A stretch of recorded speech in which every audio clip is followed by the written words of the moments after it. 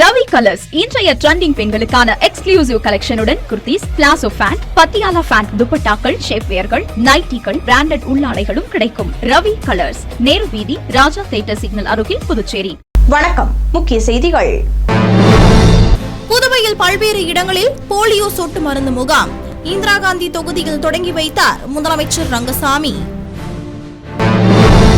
புதுச்சேரி வந்துள்ள பாரதிய ஜனதா மேலிட தலைவர்கள் முதலமைச்சருடன் சந்திப்பு, சட்டமன்ற தேர்தல் குறித்து ஆலோசிக்கப்பட்டதாக தகவல்.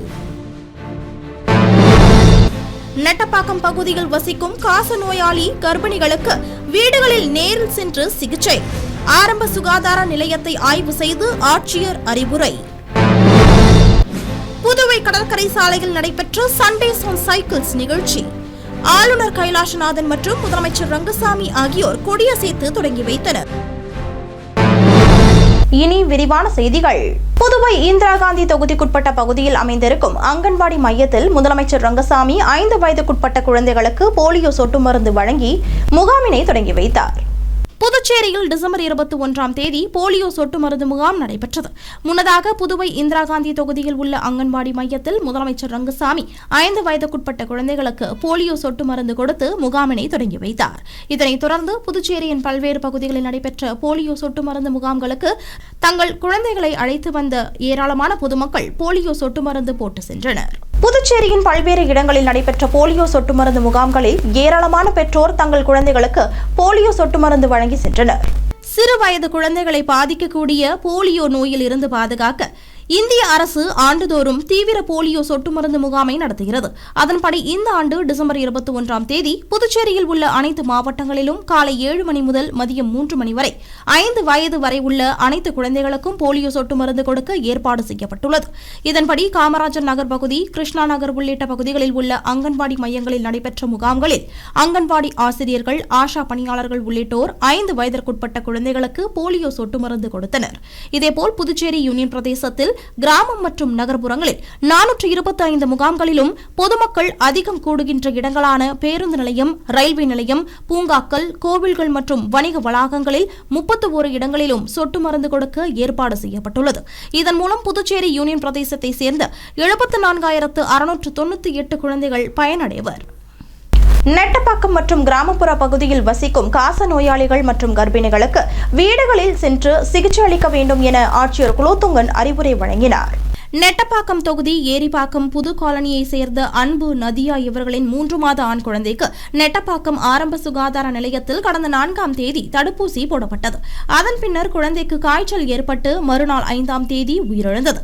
இந்த சம்பவம் புதுவையில் பெரும் பரபரப்பை ஏற்படுத்திய நிலையில் மாவட்ட ஆட்சியர் குலோத்துங்கன் நெட்டப்பாக்கம் ஆரம்ப சுகாதார நிலையத்தில் திடீர் ஆய்வு மேற்கொண்டார். அங்கு அவர் வருகை பதிவேட்டினை பார்வையிட்டு மருத்துவர்கள், செவிலியர்கள் மற்றும் ஆஷா பணியாளர்கள், ஊழியர்கள் ஆகியோர் சரியாக பணிக்கு வந்துள்ளார்களா என்பதை ஆய்வு மேற்கொண்டார். அப்போது சிகிச்சைக்காக வந்த பொதுமக்களிடம் அங்கு அளிக்கப்பட்டு வரும் மருத்துவ சிகிச்சை குறித்தும் கேட்டறிந்தார்.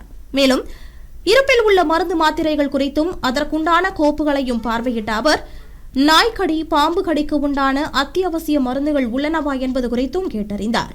மேலும் சிகிச்சைக்காக வரும் நோயாளிகளை காக்க வைக்காமல் சிகிச்சைகளை நல்ல முறையில் செய்ய வேண்டும் என்றவர் நெட்டப்பாக்கம் மற்றும் சுற்றுவட்டார கிராமப்புறங்களில் இருந்து அதிக பொதுமக்கள் மற்றும் நோயாளிகள் இந்த ஆரம்ப சுகாதார நிலையத்திற்கு வருவதால் 24 நேரமும் மருத்துவர்கள், செவிலியர்கள் பணியில் இருக்க வேண்டும் என்று உத்தரவிட்டார்.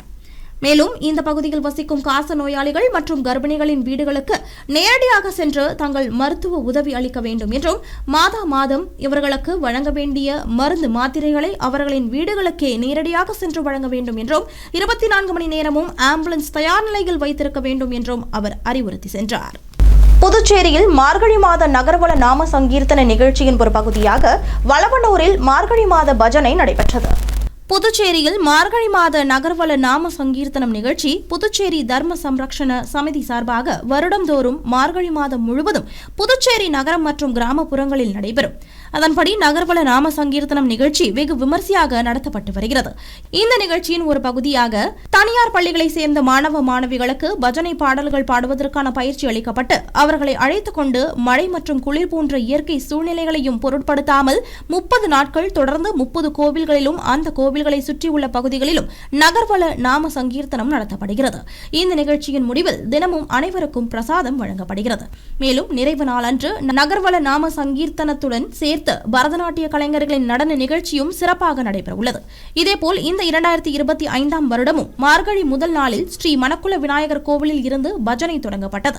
பின்பு புதுச்சேரியில் உள்ள அனைத்து பகுதிகளிலும் உள்ள கோவில்களில் நடைபெற்றது. அந்த வகையில் மார்கழி பஜனையை முன்னிட்டு டிசம்பர் 21 ஞாயிற்றுக்கிழமை காலையில் புதுச்சேரி தர்ம சம்ரக்ஷண சமிதி சார்பாக கிராம பகுதிகளில் கொண்டு செல்லும் பொருட்டு அண்டை தமிழக பகுதியான விழுப்புரம் வளவனூரில் ஊர் மக்கள் ஒத்துழைப்புடன் நாம சங்கீர்த்தனை நிகழ்ச்சி சிறப்பான முறையில் நடைபெற்றது.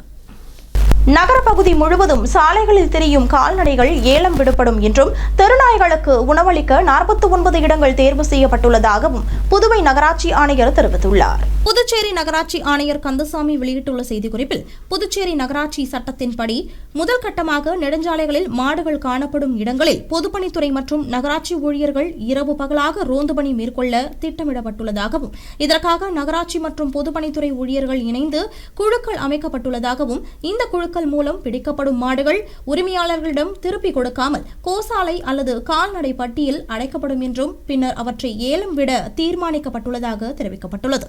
இதேபோல் புதுவை நகராட்சிக்குட்பட்ட இடங்களில் தெருநாய்களுக்கு உணவளிக்க 49 இடங்கள் தேர்வு செய்யப்பட்டு இணையதளத்தில் www.pdymun.in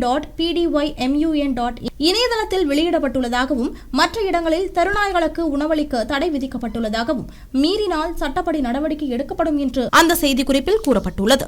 மத்திய விளையாட்டு அமைச்சகத்தின் ஃபிட் இந்தியா திட்டத்தின் கீழ் புதுச்சேரியில் நடைபெற்ற சண்டேஸ் ஆன் சைக்கிள்ஸ் எனும் நிகழ்ச்சியினை ஆளுநர் மற்றும் முதலமைச்சர் ஆகியோர் கொடியசைத்து தொடங்கி வைத்தனர். மத்திய விளையாட்டு மற்றும் இளைஞர் விவகாரங்கள் அமைச்சகத்தின் ஃபிட் இந்தியா திட்டத்தின் கீழ் சண்டேஸ் ஆன் சைக்கிள்ஸ் இயக்கத்தின் முதல் ஆண்டு விழா கடற்கரை சாலை காந்தி சிலை அருகே நடைபெற்றது. இதில் மத்திய விளையாட்டு மற்றும் இளைஞர் விவகாரங்கள் துறை அமைச்சர் மான்சுக் மாண்டேவியா தலைமையில் நடைபெற்ற இளைஞர்கள் மற்றும் மாணவர்களின் சைக்கிள் பேரணியை துணைநிலை ஆளுநர் கைலாசநாதன், முதலமைச்சர் ரங்கசாமி ஆகியோர் கொடியசைத்து தொடங்கி வைத்தனர். மேலும் இந்த விழாவில் ஃபிட் இந்தியா செயலி மூலம் அதிக தூரம் சைக்கிள் ஓட்டி அதிக புள்ளிகள் எடுத்த முதல் 3 பேருக்கு மத்திய அமைச்சர், துணைநிலை ஆளுநர் மற்றும் முதலமைச்சர் ஆகியோர் மிதிவண்டிகள் வழங்கி கௌரவித்தனர். மேலும் சைக்கிள் பேரணியில் கலந்து கொண்டவர்கள் நகரின் முக்கிய வீதிகளின் வழியாக சென்று சைக்கிள் ஓட்டும் பழக்கத்தால் ஏற்படும் நன்மைகள் குறித்து பொதுமக்களுக்கு விழிப்புணர்வு ஏற்படுத்தினர்.